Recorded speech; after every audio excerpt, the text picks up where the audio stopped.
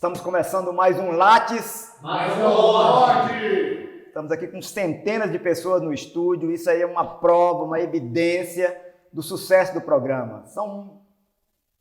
Em suma, é o maior programa de televisão da Terra. O senhor concorda, professor? Eu acho que não só da Terra, do planeta Terra, mas hoje, já que nós estamos com uma geógrafa aqui, Isso. Na verdade, é da Via Láctea. Chegamos, gente. Na Via Láctea, a gente já tem notícia, antes dos americanos são idiotas com aquele negócio de NASA, chegando em Marte. Antes deles chegarem lá, nós já temos sinais que em Sinal Marte, do alienígenas em Marte. E hoje aqui, para falar sobre isso também, já queríamos agradecer, assim de cara, a professora Selene Monteiro, que foi diretora do Instituto de Estudos Ambientais da UFG, foi pró-reitora de graduação e coordenou um projeto que, do ponto de vista de Goiânia, da região metropolitana, até onde nós conhecemos, não tem nada de mais essencial, de mais importante. E ela vai nos dizer um pouco como é que foi esse trabalho e em que pé está, quais os fatos que geraram esse projeto muito grande, que é o Plano Integrado. Professora? Plano de Desenvolvimento Integrado da Região Metropolitana. Pronto, que gerou um estudo muito grande, envolveu muitas pessoas. Então, de cara, professor Lisandro, se o senhor me permitir, a gente já passaria a palavra para a professora Selene para ela nos dizer um pouco o que consiste. Você já deveria ter passado. Você gosta de segurar a palavra. Professora, senhora com a palavra. Muito obrigada. Agradeço a vocês o convite, agradeço essa oportunidade importante de poder esclarecer um pouco sobre o que é esse plano, no que ele consiste. Sendo bem objetiva, em 2015 foi aprovado uma lei federal chamada Estatuto da Metrópole. Esse Estatuto da Metrópole uma das exigências é que as regiões metropolitanas elaborem um plano de desenvolvimento envolvendo todos os municípios que compõem a esfera metropolitana. E a partir daí, então, nós começamos, a UFG se sentiu motivada e com condições de apresentar ao governo do estado uma proposta de desenvolvimento desse plano. E assim fizemos, né? Fizemos o projeto e foi aprovado em 2015, começamos a trabalhar em 2015, envolvendo 43 pesquisadores, entre docentes, pesquisadores e alunos de graduação, pós-graduação, nesse movimento. Então, com uma forte participação e parceria com o Estado também, professora? Sim, eles nos contrataram, digamos assim. Eles nos contrataram através da nossa Fundação de Apoio à Pesquisa para fazer esse trabalho. Acho que foi uma oportunidade muito boa para a UFG e para o Estado, né, da gente colocar a serviço da sociedade toda a nossa expertise, né, com professores da arquitetura, da engenharia, da sociologia, enfim, de diferentes áreas da UFG envolvidas nesse grande projeto. E assim o desenvolvemos, né? Fizemos até a quase etapa final, quando assumiu o novo governo, em 2018, o projeto foi paralisado, mas nos seus finalmente, digamos assim, faltando a etapa de elaboração da minuta do plano, que vai ser encaminhada, e a gente espera que isso ainda aconteça, vai ser encaminhada à Assembleia Legislativa para ser aprovada. Olha, essa entrevista hoje, para quem gosta de Goiás, principalmente de Goiânia, ela é tão importante que a gente vai falar do futuro de Goiânia, do presente da cidade, das preocupações dos estudiosos que tem esse plano, e entre outros, ao longo dos anos, alertando para o caos que Goiânia pode passar, que já está passando no trânsito, a questão da água, a questão da região norte que abastece de água Goiânia. Então, essa entrevista aqui, se você gosta de Goiânia, gosta de morar em Goiânia, Se você mora, por exemplo, do centro lá para a região de Aparecida, você sabia que o lençol freático da região de Aparecida de Goiânia é fraco, não tem água. E nós dependemos da região norte. E a região norte de Goiânia, ela está sendo vilipendiada, ela está sendo explorada. E nós não vamos ter a água no futuro, sabe? Então, por isso que essa entrevista do professor Selene é fundamental. E eu já começaria com uma pergunta, professor, que é o seguinte. Há um ano atrás, plano diretor de Goiânia. E vocês fizeram um trabalho que é esse, de altíssimo nível. E esse estava à disposição da Câmara, que são os representantes de Goiânia. Na minha opinião, péssimos representantes. E tinham isso à disposição. E aí fizeram um plano diretor, parece que contra Goiânia. Por que eles não levaram em consideração esse projeto, esse plano que vocês fizeram, que vocês estudaram, que a universidade, a UFG, presente? As pessoas falam, a UFG, a Universidade Distante de Sociedade, distante nada. Está aqui o plano que a professora coordenou, não é? Levou. Agora, por que ele não foi para frente? Por que ele não entra no plano diretor, professora? Então, essa desconsideração do plano diretor, da questão metropolitana, Goiânia tem que ser vista como, não só em si mesma, ela tem que ser considerada no seu entorno, né? E o que aconteceu com as modificações que foram introduzidas com esse plano diretor que foi aprovado em Goiânia, há um ano atrás, né, praticamente, é que houve um conjunto de emendas que desvirtuou completamente a proposta original, Lisandro. Eu até acho que a proposta encaminhada pela prefeitura é uma proposta razoável. Ela estava dentro, inclusive, dialogava com esse plano metropolitano, respeitando, recomendando a preservação da região norte, a não expansão da região norte. O que aconteceu é que, durante o processo, na Câmara, do debate, as emendas que foram feitas liberou tudo isso.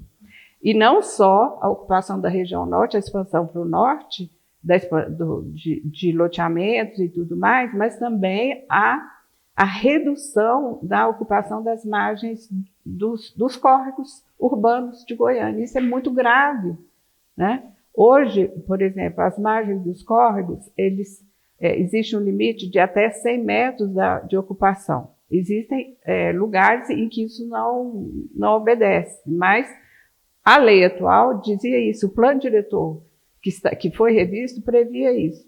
Agora, reduziram para 30 metros a nova lei, né? Então, foi um conjunto de emendas que foram feitas que virou uma coxa de retalho, desculpa a imagem. Isso significa, assim, em termos, por exemplo, de água, de abastecimento de água e do clima, o que esse plano diretor pode contribuir para o clima e para a ocupação do espaço e para a gente ter água?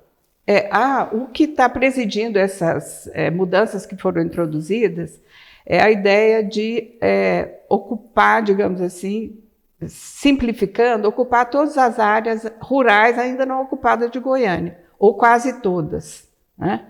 Transformando tudo isso em área urbanizável, né? Quando você estende a área de expansão urbana, você fala, até aqui pode ter ocupação urbana, pode ter rua, pode ter casa. Isso tudo, Lisandro, vai impactando a qualidade do clima urbano, né? Porque você vai impermeabilizando cada vez mais o solo, né? Além de retirar toda a cobertura vegetal, né? Que existe nesses espaços rurais que ainda existem em Goiânia, na região norte, né? E, por outro lado, a questão da água, do abastecimento de água. Então, essa região norte de Goiânia e da região metropolitana, municípios como Inhumas, Santo Antônio, Brasabrantes, são municípios, são áreas com muita vegetação ainda original. Isso tudo favorece digamos assim, a captação de água, né, para o abastecimento da cidade, né? Nós temos, na região norte, o reservatório do João Leite, né? Essa região do João Leite precisa ser totalmente preservada, né? Então, acho que... E o plano diretor de Goiânia, ao liberar tudo isso em todas as direções, a ocupação praticamente liberou a ocupação em todas as direções da cidade, de norte a sul, de leste a oeste. Essa ocupação ao norte vai impactar Goiânia e vai impactar toda a região metropolitana. Anselmo, só aproveitando, a senhora tinha nos dito aqui, antes de começar o programa, a diferença da região sul de Goiânia, onde tem a região sul de Goiânia e Aparecida, que tem uma vegetação mais de um cerrado e que o lençol freático tem pouca água, ao contrário da região norte, aqui onde nós estamos, no campus da UFG, Santo Antônio, Nova Veneza, Brazabantes, em Umas, Nerópolis, Anápolis. Tem mais água. Por que essa diferença? Aqui tem mais água e a preocupação em preservar, e Aparecida já tem problemas gravíssimos de água, e que só vão se agravar. Qual que é a diferença? Eu vou contar uma pequena história rapidamente, aí vocês me... Tranquilo. É o seguinte,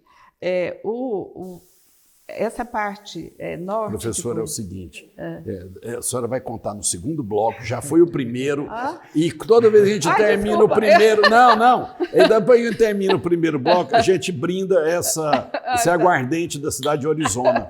Tá bom. A gente volta para o segundo bloco, aí a professora Selene vai responder essa diferença da água na cidade Aparecida de Goiânia, região sul de Goiânia, falta de água, e como que aqui na região norte tem muita água. A gente volta rapidamente. É o programa mais visto hoje do planeta Terra, o Lattes Mais na Morte.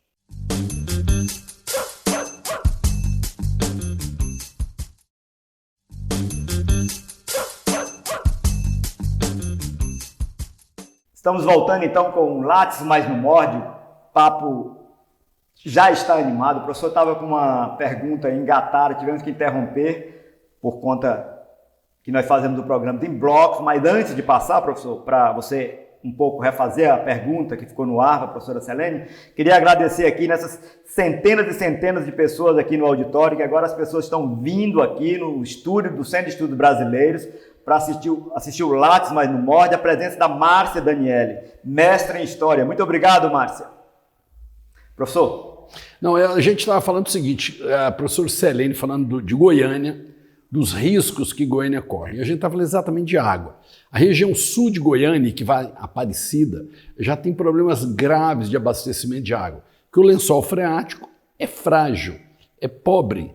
E a região norte de Goiânia, em Umas, Anápolis, aqui onde nós estamos para lá, é rica em água. Mas o novo plano diretor de Goiânia, vou usar um termo bem assim, acaba com a região norte. Porque é uma região que tem muita água, mas se não preservar, acaba também. Professora, a senhora com a palavra. Então, eu vou dar uma explicação que é até interessante. Vocês já ouviram a expressão Mato Grosso Goiano, né? A gente Goiânia está localizado, uma parte de Goiânia, na região do Mato Grosso Goiano. O Mato Grosso Goiano é uma área, uma grande área, que desde a colonização ela foi identificada, dos primeiros colonizadores que chegaram aqui. É uma área de mata muito densa. O exemplo principal é o nosso bosque aqui, o Santilé, os remanescentes. Florestal de Goiânia. Isso. E o Parque Altamira de Moura Pacheco. É uma área de floresta e de terra boa, né? A parte sul, né, ou a margem esquerda, a margem direita do Meia Ponte, é área de cerrado. Já começa... Então, o Meia Ponte, você tem ao sul do Meia Ponte as áreas de cerrado, ao norte a área de floresta estacional, uma mata, eu estou falando nome técnico, mas é uma mata densa com terreno melhor, né? Mais rico. Mais rico. Tanto que, durante a expansão agrícola para Goiás, do sul de Goiás, a primeira área ocupada foi essa. Um dos exemplos é a Santa Branca ali, que hoje é uma reserva ecológica. Exatamente. Mas que foi ocupada quer dizer, foi aberta para ser uma fazenda de café, né? Porque é área de mata. Então, e ao sul, nessas áreas de cerrado, o lençol freático é mais pobre e os mananciais também. Quer dizer, isso é um dado, de fato, da natureza. Até aí não tem a intervenção do homem. A natureza é assim. Okay. Né? Quando o Pedro Ludovico subiu lá na Serrinha, aquela história toda que tem, né, e definiu, é porque era uma área com a vegetação menos densa, mais fácil de implantar uma cidade. E tanto que Goiânia foi implantada nessa área. O que existia eram as áreas de vereda, como o Bosque dos Buritis é uma área de vereda, é uma área onde tem nascente e que... E o resto era, só curiosidade, o resto era pasto? O resto era cerrado.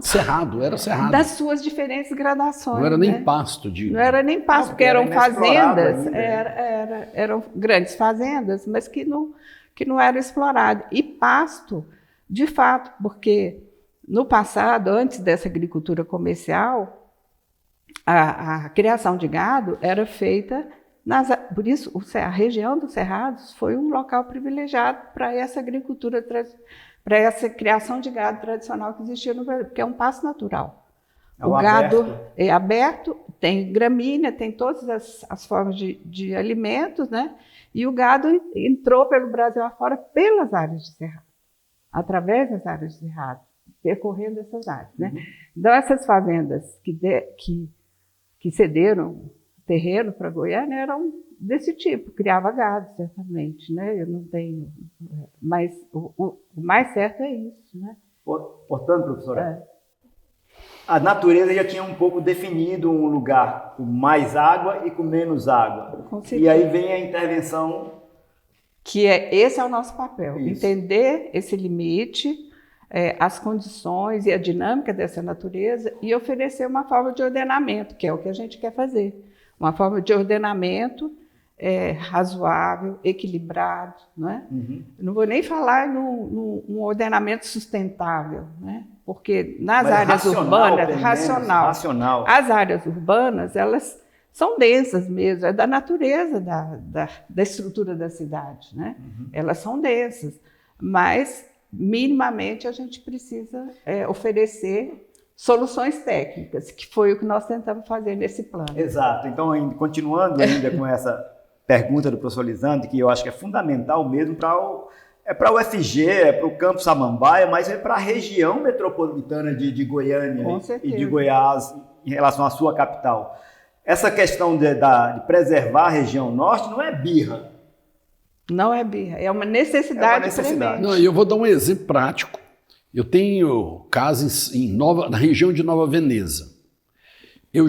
Você já fez isso também, que mora aqui atrás do campus. Eu não sei onde a senhora mora, professora. Tem 2,5 graus de diferença do setor aeroporto, no centro de Goiânia, para minha casa na região de Nova Veneza. 2,5 a 3 graus de diferença na época do calorão, setembro, outubro. Para ver que a professora está falando uma coisa comprovando. A professora, já há muito tempo, mas parece que agora se agrava cada vez mais, abriram as porteiras para exploração, para especulação imobiliária na região norte, não é isso? Sim. Quer dizer, passando por cima de projetos que já existiam anteriormente, agora do plano de vocês, da região metropolitana. Quer dizer, as forças políticas goianas não estão preocupadas com o futuro próximo, estão preocupadas com uma coisa imediata. Com certeza. É isso que esse plano que foi aprovado, esse plano diretor, revelou um pouco isso, né? Que quem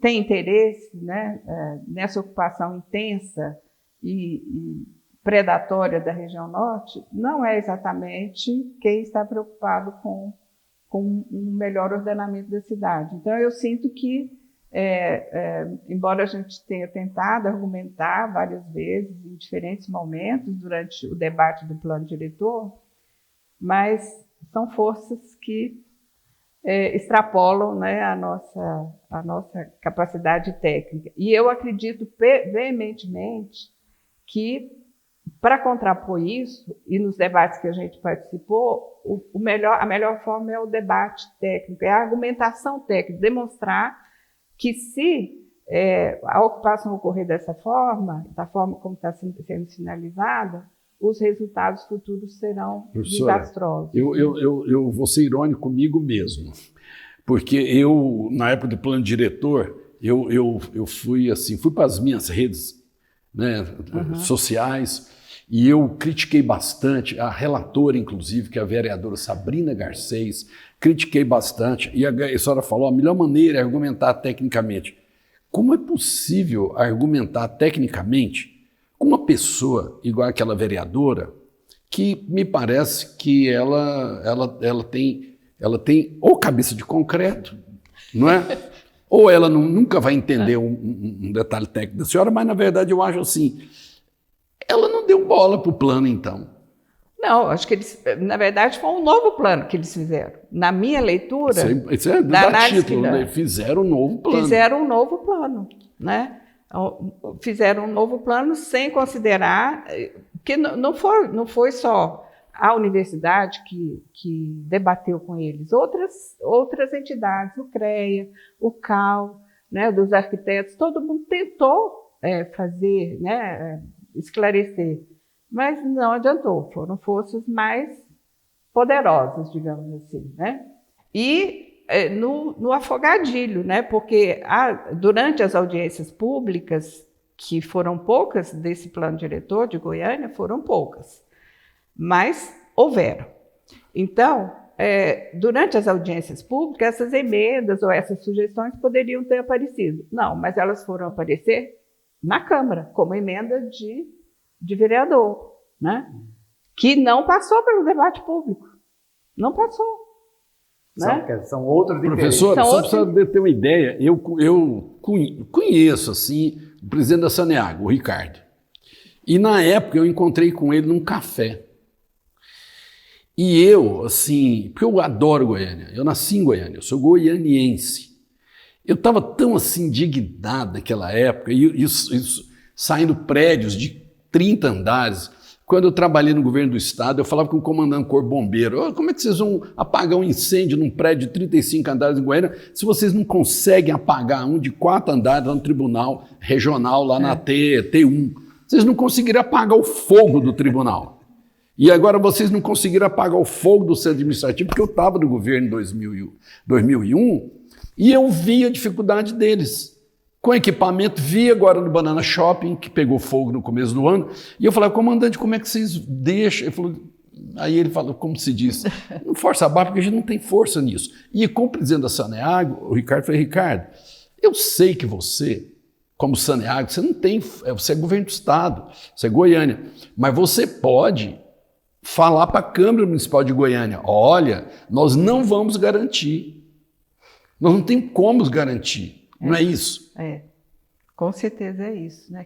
Que poderia ter sido feito, porque nessas audiências e debate público, essas entidades são convidadas, né? Essas entidades são convidadas e têm voz, né? Mas isso que deveria acontecer. Eu acho que a questão é o imediatismo, quer dizer, essa geração de políticos do momento, da realidade goianiense e goiana, pensa na coisa imediata, quer dizer, no fruto imediato que aprovar um novo loteamento, uma nova exploração de qualquer setor de Goiânia, rende de votos imediatamente, quer dizer, mas os filhos dessas pessoas, as futuras gerações, quer dizer, não se pensa nisso. Eu acho que esse é um papel nosso. Vamos para o intervalo, professor Selene, a gente volta rapidamente. Está falando ali a página do SEB, você tem que frequentar a página do SEB no YouTube, Centro de Estudos Brasileiros da UFG, no Lattes, mas não morre. Tem muita entrevista, desde o Ciron Franco, até você vai ver muito o professor Anselmo, por exemplo, porque ele também entrevista aqui, não é? Então entra na página. A gente volta rapidinho para o terceiro bloco.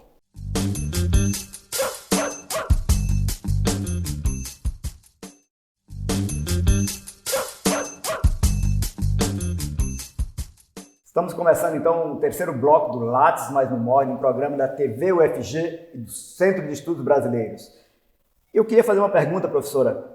eu acho que é muito interessante para todos os nossos telespectadores, que são esses milhares e milhares e milhares de pessoas, qual a diferença entre um plano diretor e um plano metropolitano? Então, ótima pergunta, Anselmo. É muito importante a gente compreender essa diferença, porque um plano diretor é um plano, como que foi aprovado recentemente em Goiânia, ele detalha toda a parte de gerenciamento da cidade, não é? Todas as normas, né? Agora, por exemplo, serão 12 normas complementares, desde fachada de casa, o tipo de uso e ocupação que pode ser feito, largura de rua, etc, etc. O plano diretor, ele faz essa gestão. O plano metropolitano é uma ideia nova, inovadora no Brasil, e em outros países do mundo existe, que é a ideia de, como uma grande área urbana que concentra muitas pessoas, e a gente está vivendo essa oportunidade, eu acho que é uma oportunidade única de poder fazer esse trabalho, ela precisa ser gerenciada de uma outra forma, precisa ser uma gestão compartilhada para algumas funções que a gente chama de funções públicas de interesse comum. Essas funções públicas de interesse comum, que interessam a todos os municípios, vou dar alguns exemplos rápidos. A questão do gerenciamento da água, do gerenciamento do lixo, não é? Do resíduo sólido. Quero fazer uma pergunta depois sobre isso. Do gerenciamento do lixo, do gerenciamento da mobilidade metropolitana, do transporte público, das funções econômicas de cada um desses municípios, de estimular, minimizar um pouco a forte centralidade que a metrópole exerce, né? É preciso implementar polos econômicos no entorno da metrópole para evitar essa excessiva concentração dos trabalhadores e das atividades na metrópole.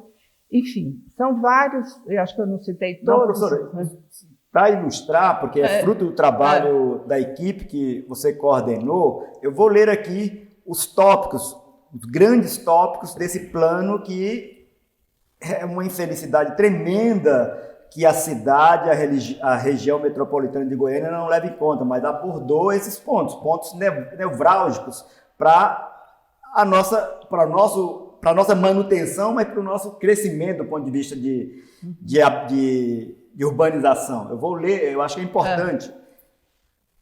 Conforme a forma que vocês colocaram nessa cartilha do Plano Integrado, Plano de Desenvolvimento Integrado da região. Exato. Crise hídrica e de abastecimento de água. Quer dizer, é uma questão, é um problema. Integração metropolitana inviabilizada por posturas localistas. Degradação das condições de mobilidade urbana, prejudicando a rede metropolitana de transporte coletivo. Desequilíbrio econômico, social e de infraestrutura entre os municípios. Crescimento urbano desordenado e espraiado. Isso é um desastre. Eu tinha uma pergunta sobre isso aí que é fundamental. Eu termino... Vamos lá, que é o seguinte. Professora, tem um pessoal que quando eu estava falando que Goiânia, por exemplo, o setor aeroporto, agora mais um de 40 andares. Aí alguém fala assim, Lisandra, é melhor uma cidade verticalizada do que uma cidade espraiada. Porque cidade compacta, que eles falam. Essa é a expressão que eles cidade usam. Compacta. É melhor, porque essa cidade aí, que vai se espalhando, ela é cara, fica muito cara. É melhor prédios. Qual que é a opinião da senhora sobre isso? Olha, igual Marista. Marista acabaram com o Marista. Pois é. E, falando do Marista, né, quem mora no Marista sabe o que acontece com a rede de esgoto do Marista, que vive explodindo, né? Porque não tem nenhum dimensionamento para aquela ocupação. Mas, enfim, essa ideia de cidade compacta é uma ideia bastante difundida nas políticas urbanas últimas, recentes, até pela ONU, pelo Habitat da ONU e tal. É uma ideia muito, muito boa, que vem assim, de uma concepção de urbanismo que quer que o trabalhador more e viva, né? e se mova perto do trabalho, enfim. Tem toda uma concepção por trás disso. uma cidade compacta, existe uma rede de transporte público muito bem estruturada. Todas as redes, né? Rede de água, de esgoto, tudo muito bem dimensionado, né? Algo que a gente não precisa ser muito especialista para compreender que isso não existe em Goiânia, né? Não existe em Goiânia. Então, o modelo de cidade compacta, do ponto de vista do urbanismo, é um modelo muito bom, mas ele precisa vir acompanhado de toda uma infraestrutura que dê essas condições, né? Eu não sou contra o modelo. Eu acho que é um modelo assim, que garante qualidade de vida para as pessoas, para os trabalhadores, enfim. Nas cidades, nas grandes cidades onde isso foi implementado, foi acompanhado desse movimento. A infraestrutura tem que chegar Mas junto. hoje, vamos supor, onde nós já estamos, Goiânia já fez uma opção pela cidade espraiada, ou não? Teria como reverter? Porque em Goiânia tem mais ou menos, grosso modo, né, nesse estudo que nós fizemos, aliás, levantamos todos os lotes vazios da região metropolitana, tem mais ou menos uns 150 mil lotes vagos, isso chamado vazio urbano. Né? Então, 150 mil lotes vazios em Goiânia. E novos. Mais ou menos, e novos surgindo a todo tempo. Né? Na região metropolitana, nesse estudo que nós fizemos, eu acho que não sei se eu chamei de cartilha, tem, mas na região metropolitana nós temos mais de 400 mil lotes vagos. Áreas que já são lotes, as pessoas já compraram. Professor, e essa especulação, porque aí, quando abre um novo conjunto mais longe, o meio valoriza. Então, as pessoas compram, seguram para especular e manda as pessoas mais para longe, sem condições de infraestrutura nenhuma, sem ônibus, sem água, sem energia, às vezes. Eu vou aproveitar essa questão, eu tinha começado a responder sobre a diferença de um plano do outro, e eu acabei não falando. Então, por exemplo, o plano diretor de cada município da região metropolitana tem a sua autonomia de definir a sua área de expansão urbana. Eu tenho um mapa que acho que não está aí também, mostrando que ao longo da GO 020, Bela Vista, Goiânia-Bela Vista, a área que Bela Vista, o município de Bela Vista, no seu plano diretor, definiu como área de expansão urbana, é ao longo dessa rodovia inteira. É uma grande faixa ao longo dessa rodovia. Né? Então, isso está na autonomia municipal. Né? Isso não vai ser modificado. Eu só queria falar da diferença de um e outro. Cada município vai continuar com seu plano diretor. A única exigência do plano metropolitano e do Conselho Metropolitano, que vai gerir esse plano, é que o plano diretor municipal respeite as diretrizes de ordenamento, de uso do solo, do uso das águas e tudo que está no plano. Quer dizer, as questões comuns têm que ser tratadas de forma comum. Exatamente, só nessas questões comuns, que é o que vai preservar a qualidade de vida, que a gente acena como forma de preservar a qualidade de vida dessa população metropolitana.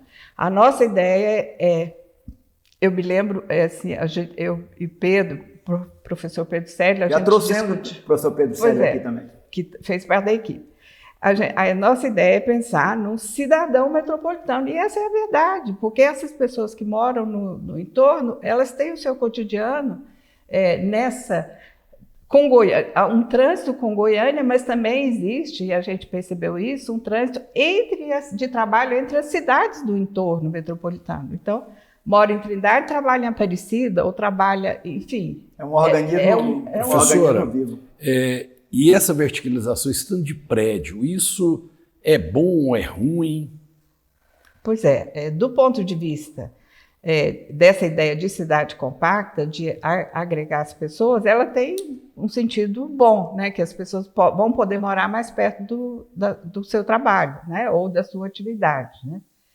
Mas, na ausência, conforme eu disse, na ausência dessas redes, e o que sempre acontece, o exemplo que eu dei do setor Marista, que vive explodindo a rede de esgoto do setor Marista, que foi um bairro para habitação unifamiliar, ou seja, uma casa, um lote, uma casa.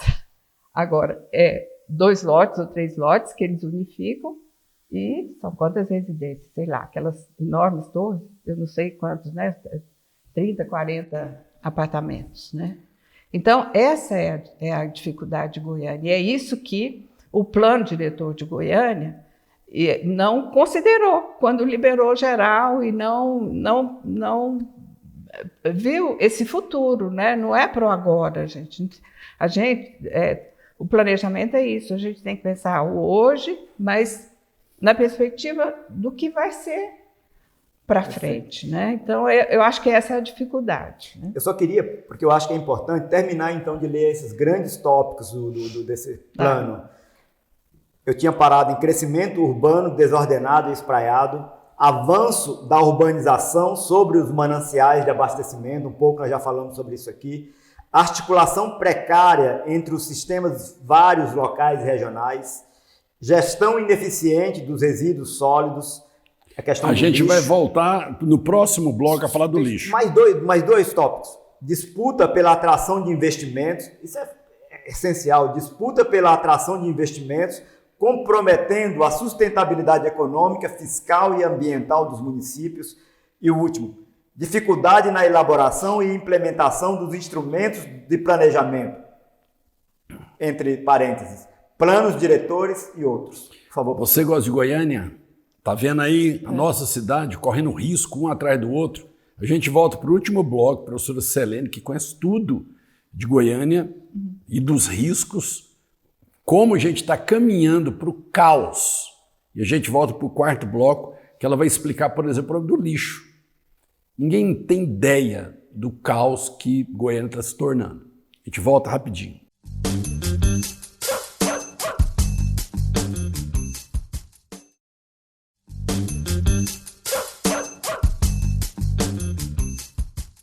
Vamos então para o quarto e último bloco do Lattes mais no Morde. Lembrando do nosso canal no YouTube e pedindo para que vocês se inscrevam. Já tinha dito no programa que o professor Lisandro está com problema para abastecer a Ferrari dele.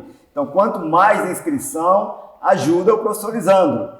E eu queria já fazer uma pergunta ao senhor, professor. Não, é minha vez, professor. Por favor, então. Por favor, não atravesse, se chama atravessar.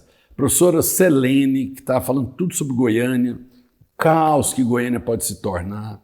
Já tem as sinalizações, setor marista. Professor, mas tem outro problema que é sério. Toda vez que eu vou pôr o lixo lá em casa, que meu prédio, a síndica lá, fica lá implorando o pessoal separar o lixo. Uhum. Mas aí, de vez em quando ela entra na reunião e fala assim, olha, a gente separa, mas a prefeitura não recolhe. Não recordo.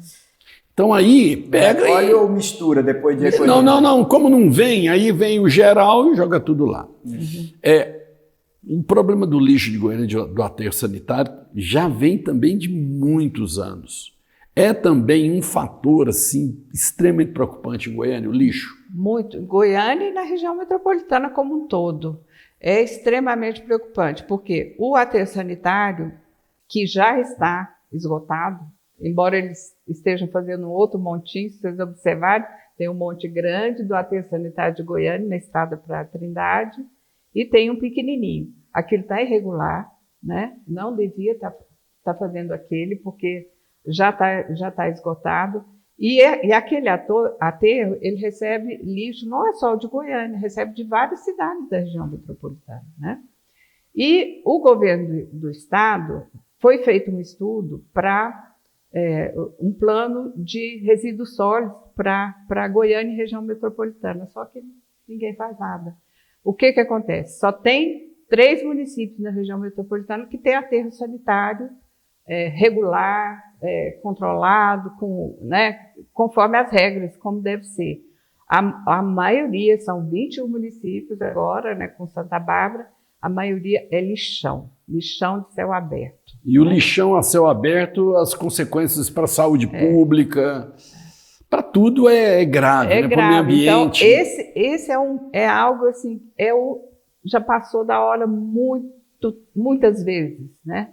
Do governo, e isso é uma atribuição do governo do estado em parceria com as prefeituras. E nesse plano metropolitano, uma das nossas estratégias propostas é essa, né? De fazer a implementação de ações que minimizem esse quadro caótico que a gente vive em Goiânia e na região metropolitana. E aí gera essa falta de recursos não foi, né? Nesses últimos anos, né, o plano de saneamento, que é o que gerencia o Plano Nacional de Saneamento, deixou de receber recursos por razões óbvias nesses últimos 4 anos, né? Não vamos nem entrar nesse debate mais. Mas a gente tem esperança de que, e a certeza que se recria o Ministério da Cidade, e nesse contexto do Ministério da Cidade, as diferentes áreas, a gente possa retomar esse eixo. Professora, foi a senhora que me deu uma deixa agora. Bom, nessa retomada do Brasil e de todos os projetos, vamos dizer assim, muito provavelmente o presidente eleito já disse que eleito e empossado e diplomado, que vai retomar o programa Minhas Casas Minhas Vidas. Eu tenho sérias críticas ao programa. Foi feito também no afogadilho, de forma, na minha opinião, e não só minha, de forma muito mal planejada, com muito intuito também eleitoral. A senhora tem esperança que um novo programa Minha Casa Minha Vida vai nos vir de forma mais qualificada? Eu tenho, sim. Eu tenho esperança que isso ocorra, e eu desenvolvi um projeto de pesquisa aqui na região metropolitana, pesquisando com os meus alunos. Nós pesquisamos 20 empreendimentos do Minha Casa Minha Vida. 20 não, 35 empreendimentos, em Goiânia e no entorno. E eu vou falar uma coisa assim, que a gente até estranha, né? Vocês vão estranhar, mas é muito importante, assim, eu também tinha um pouco essa opinião antes de fazer essa pesquisa. Mas o que acontece? Assim, quando a gente entra nas casas, entrevista as pessoas, foram vários questionários aplicados, né, que a gente percebe a importância daquela casa, da pessoa ter um teto.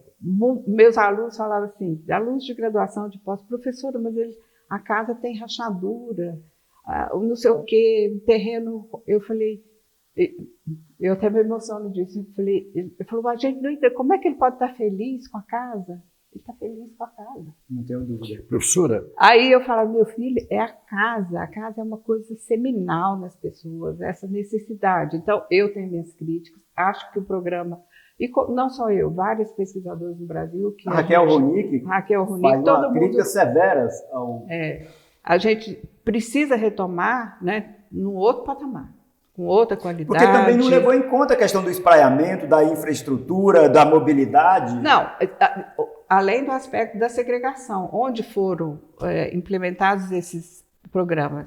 Jardim do Cerrado, lá no fim do mundo, sem ligação. E todos, quase todos, têm essa condição. Raríssimos que foram implementados, levando em conta uma cidade compacta, conectado com a malha urbana. Foram poucos, todos isolados, né? Gerando uma segregação além da péssima qualidade. Mas aí vinha essa contradição. Muitos alunos meus, né? Eu fui entrevistar vários moradores e percebi essa contradição. Professora, eu falei, meu filho, mas isso é a casa. A gente tem que esse sentido atávico, esse sentido da pessoa, não, mas é meu. Isso é um sentimento profundo. É um sentimento profundo demais, né? Então, tem que continuar, mas tem que continuar. Professora, de forma requalificada. Vou fazer uma pergunta de caráter pessoal para a senhora. Porque a senhora mexe com uma coisa que, assim, aquele termo, né, dá murro em ponta de faca. É difícil. Agora, a senhora fez esse plano todinho em Goiânia com essa equipe grande. Região metropolitana de Goiânia, vindo água, vindo lixo. Aí vai para a Câmara Municipal, aí eles criam um plano diretor e viram as costas para todo esse estudo. Do ponto de vista pessoal, como é que a senhora convive com o fracasso? Olha, essa é uma boa pergunta. Eu não perco a esperança, Lisandro, não é utopia, é diferente. É a esperança de que com a argumentação técnica a gente vai modificando coisas. Eu tenho uma trajetória pessoal, acadêmica. Eu me formei muito jovem, e muito jovem eu comecei a atuar num órgão de planejamento que existiu em Goiás, chamava Indur. Eu lembro demais. Eu fui primeira estagiária de geografia daquele órgão. Olha só. Então, naquela época, assim, a gente tinha alguns sonhos, era o período da ditadura, enfim, um outro momento. Mas eu vejo assim, que no Brasil, né, e não sou só eu, muita gente como eu acredita que os estudos técnicos, um planejamento, a estrutura de ordenamento territorial é possível acontecer. Precisa ter vontade política, mas eu tenho esperança. Mas o recado, eu acho, que fica para nós, e nós vamos continuar essa discussão sobre cidade de Goiânia, sobre a região metropolitana de Goiânia, nós vamos continuar aqui no Lattes, trazendo outros convidados, mas acho que a grande lição é que nós temos que sair da urgência, mesmo os políticos menos qualificados têm que um pouquinho pensar mais a longo prazo, um pouquinho a mais que seja, para que não pense no voto imediato e pense na cidade, um pouquinho a mais, um pouquinho de tempo, de menos urgência, de já receber esse benefício, que é melhor nós não dizermos. Não é isso? Não é isso. É a questão de os nossos dirigentes serem melhor escolhidos? Eu creio piamente nisso, né? E de respeitar, né? E de ter uma gestão com um olhar mais técnico, né? As pessoas não têm esse olhar no seu exercício da gestão, um olhar técnico. São sempre decisões imediatistas, de ocasião, né? Conforme a gente precisa mudar essa cultura no Brasil, né? E aí, se vem uma política pública que, infelizmente, né, quando eu disse que se recriar o Ministério da Cidade, e eu acho que isso é certo, a gente, né, pelas fontes que a gente tem, vai recriar, e os governos estaduais vão entrar no jogo da política pública que vai vir de cima. Infelizmente vai ser assim. Porque junto vem recurso, né? Junto vem recurso. E no caso de uma cidade igual Goiânia, que vive isso, última palavrinha da senhora, o centro de Goiânia está completamente abandonado, gente, o centro histórico. A Europa toda preserva, gasta dinheiro com aquilo, porque aquilo volta em turista, volta em mil coisas. O nosso centro histórico, o único que nós temos, Goiânia nasceu ali, está completamente abandonado por esse maluco desse prefeito atual. Como é que a senhora, qual a saída para o centro de Goiânia? Eu acho que em outros momentos, aqui, alguns prefeitos anteriores, acho que o Pedro Wilson, fez um projeto de requalificação do centro, que reformulou a Avenida Goiás, né? E várias outras ações. Eu acho que a saída, né? Esse termo não é muito bom, requalificação, né? Não é, mas os arquitetos e urbanistas não gostam muito, não. Mas algo que, de fato, traga para o centro e dê vida a esse centro. Mas precisa ter ordem, precisa ter cuidado, E um dos argumentos do plano diretor de liberar as construções no centro dos prédios, um dos argumentos que eles usaram foi esse, né? De habitar mais o centro. Habitar mais o centro, né? Só que habitar mais o centro, com a estrutura das construções históricas que nós temos, é muito complicado. E todas tapadas. Professora, nós vamos agradecer demais a senhora, a presença. Olha, é muito esclarecedora, porque a gente mora em Goiânia, eu sou muito preocupado, eu vivo nas redes sociais falando, e eu acho que tem que falar, apesar que a gente fica um pouco frustrado. Então, agradecer muito a presença da senhora, essa gentileza, professor Selene Mendonça, do Instituto Selene Monteiro, porque Monteiro e Mendonça é muito próximo. Então, agradecer a professora Selene, do Instituto de Estudos Ambientais da UFG, que coordenou um plano para Goiânia, e esse plano está aí. Para a região metropolitana. Da região metropolitana, é só pegar o plano. Né? Então, agradecer a senhora. Professor Selmo, quer falar alguma coisa? Não, porque não tem mais tempo. Também e dizer que nós vamos continuar esse debate, professor. Queremos, inclusive, sugestões da senhora para que a gente continue esse debate. Nós estamos preocupados com a cidade de Goiânia e com a região metropolitana de Goiás. De Goiânia. Muito obrigado. Obrigada, gente.